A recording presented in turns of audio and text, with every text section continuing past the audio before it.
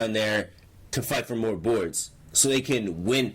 So they can win the rebound battle. Look, that's the reason why they won last year, was because they were scrapping on the boards. That's what gives Golden State trouble, is dominating the paint. If you don't dominate the paint against them, you're not going to win.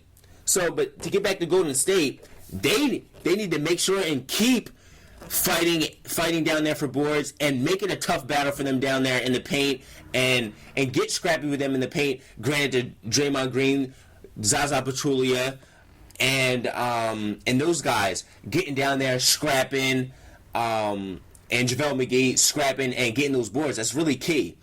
So they need to do that. Also, they can't get complacent, because let's not forget that they lost a 3-1 lead. They blew a 3-1 lead last year. So don't get complacent. Just because you blew them out twice at home and you guys are playing well and Curry's feeling himself, he feels back to... Don't get complacent and don't feel like it's in the bag, because it's not. They still have Kyrie Irving. They still have the best player in the world, LeBron James. They still have a Kevin Love who's been playing well this final so far. And they still have J.R. Smith, who can get hot at any time. He's a wild card. So, Golden State needs to keep the foot on the pedal, right? They need to keep pushing the ball. They can't let Cleveland slow the pace down. They can't let that happen. They need to keep the pace up and playing at a high tempo and getting everybody involved and everybody playing well. Look, I don't know who's going to stop KD. I really don't. You put LeBron on him, LeBron can't stop him. He's too quick. He's moving around. It's too much for him. You put Shump on him, Amon Shumpert. He's shooting over him every time. He's shooting over LeBron. So he's shooting over Shump, and he's gonna bully Shump, and Shump can't stick with him. Then what? You put JR. That's a joke. Don't put JR Smith on him. JR Smith can't even guard Steph Curry. Steph Curry's giving him 32 points. You know? So, and you can't put Tristan on him, because you normally got Draymond Green or a center on the court at all times. So you can't put Tristan Thompson on him, and even if you do, Kevin's just going to go right by him or pull up in his face. So Kevin Durant is really the X factor for this finals, and Cleveland so far has not found a way to stop him, and I don't know if they can. And like I said before, and I said this when so the last podcast I had, right? When I gave you a preview, I said Golden State is going to win because of the defense.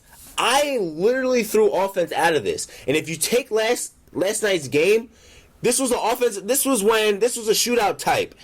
This is what happens when you try to outshoot Golden State. You're not going to win, and you're going to get blown out. So, going back to my point of what I said in the last podcast and my predictions of what was going to happen, I said this is going to come down to defense. Who plays the best defensively will win this finals. And who I thought was going to play better defensively, and who has been playing better defensively, is Golden State. If you look at the last game, Kevin Durant is playing the best defense I think I've ever seen him play ever in his whole career. And I'm being totally honest with you. I have never seen Kevin Durant play at this high of a level defensively and offensively ever in his whole career. Kevin Durant has he has so many he has blocks, he has steals. He's playing well on the defensive end. Look, when Kyrie Irving has to deal with Klay Thompson, right? Let's say the few times he gets past Klay, Kevin Durant is right there directing the shot. I remember last night, Durant blocks Kyrie's shot from behind and then goes on a fast break and scores. Like, Kevin Durant is just everywhere, and he's playing defense and offense. And it's just crazy how well he's playing. And they're just, like, the team defense, you can just see, when you watch Golden State on defense. They're talking. They're communicating. Guys aren't by themselves. There's help defense when they need help defense. Then they're not playing help defense when they don't need to. They're letting guys take low percentage shots and letting them and double teaming guys when they need to. When you look at LeBron James and you look at the Cavaliers on defense, they look confused. They look like it's too much for them. They look discombobulated, and that's how they looked all season. They let, like I said, they let Toronto, they let the Pacers, they let the Celtics stay in games with them, and none of those teams are even close to the team of Golden State.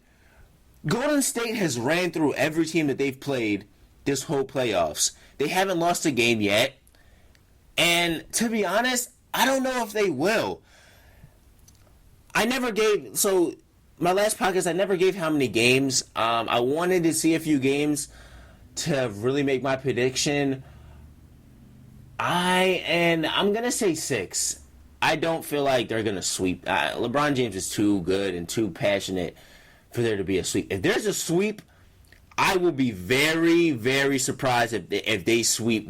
If Golden State sweeps the Cavs, I'll be very surprised, and I'll be a little disappointed to LeBron because there's no way you can't find a way to win one. Like you gotta win one. Like the Sixers, the 2001 Sixers found a way to beat Shaq and Kobe and all those guys. They found a way to win one. Like, you got to find a way to win one. And they were heavily, heavily undermanned and the underdog in that series. So, if you can't find a way to win one, that might take a legacy hit to me. That's just me personally. I don't know. You still got three future Hall of Famers, 3 All-Stars on your team. LeBron, Kyrie, Kevin Love. Kevin Love's going to be a Hall of Famer. And I don't really care what anybody says. He's going to be a Hall of Famer. So, there's that. Granted, this might be the best team ever. Like, this might be a top, like, and me and my friends last night when we were watching the game, my friend, Tabriz, Cornell, shout out to them. We were watching the game, and we were talking about this last night. This Golden State team might be at the top, like the best team we've ever seen. Like even going to like that Bill Russell team and that Celtics team back then, like it might be like this might be in the conversation now because this team really just like this is the first time I really watched like last year in the finals. It was like, oh, they're good. Like Golden State's good. Like they're a really good team, and like the Cavs, like they're just not like playing well. But this year, it's like they're really overmatched. Like you don't really see. It's hard for you to see the Cavs winning a game at all. It really, but I think they will. I think Golden State in 6, but it's hard. It's like. I don't really know if they can. Like, it's up in the air. You don't really know, but you hope so. You hope that they can find a way to win type thing. So, those are my feelings on the games. Those are my feelings on the series. And it's going to be interesting. LeBron needs to find a way to get his team and to game plan and look at the film and try and find a way to suffocate this team and slow down the Golden State Warriors. Because if they don't, it's going to be a sweep. Now, I will say this. If the Cavs don't win their next game, so if they don't win Game 3, it's over. They are going to get swept. Like, no doubt about it in my mind. I would put my future paychecks on them getting swept if they lose Game 3. Like, I'm that confident. I'm so confident. Because, here's the thing. If they lose Game 3 at home, that means that they'll be down 0-3, right? They'll be down 0-3. And, mind you, last year, they won Game 3. It was 2-1. Then Golden State won, so it was 3-1, and then the Cavs started going on that run. This year, you get down 0-3, that demoralizes you. You in your head, you're like, wow, maybe that's when those thoughts start to creep up. Those thoughts that are in the back of your mind right now, they start to creep up to the front of your head, and they start talking to you, and you start hearing them, and your butt cheeks start to clench a little bit, and you're like, whoa, a lot, like this really might be the end for us. Like we gotta win. Like that's when you start to realize, whoa, like maybe we can't beat this team. Maybe they are too much. Maybe Kevin Durant really is better than me. And LeBron said, I'm not saying that, but those thoughts start to creep in. The insecurities start to creep in when you go down like that. When you go down 0-3. 0-3. 3-0. Those thoughts start to creep in guys' heads, and you start questioning yourself. Then you start questioning your teammates. Then you start questioning the coach. Like, whoa, does he really know what he's doing? Those are the type of things that start creeping into guys' minds when adversity comes, and adversity comes in such a big way. So, yeah, if they don't win Game 3, it's over, and it's a sweep. And I don't think the NBA, and I think the game might be called a little differently in Cleveland. I feel like the refs might let a lot more stuff go, physically wise. Like they're not gonna be more they're like the refs are gonna let more stuff go, not call as many fouls, that type of thing. So that's definitely going to play into Cleveland's favor. But even with that, I feel like it's not going to matter. So,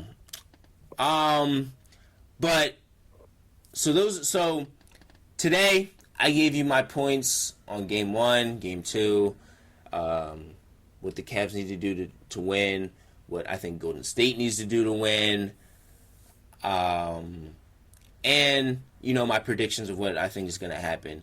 So I appreciate you guys for listening in to this podcast. This is my second one. They were definitely... So my next one will probably be...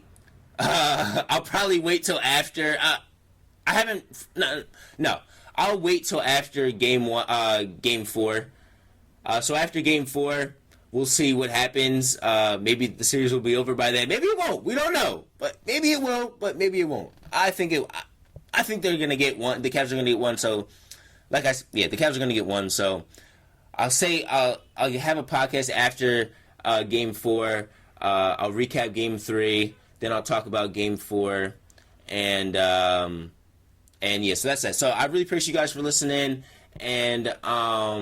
And yeah, thank you guys for listening to Couch Coaches. Remember to follow us on Instagram at Couch_Coaches, and add us on Facebook, Couch Coaches. I really appreciate you guys, and thanks a lot for listening.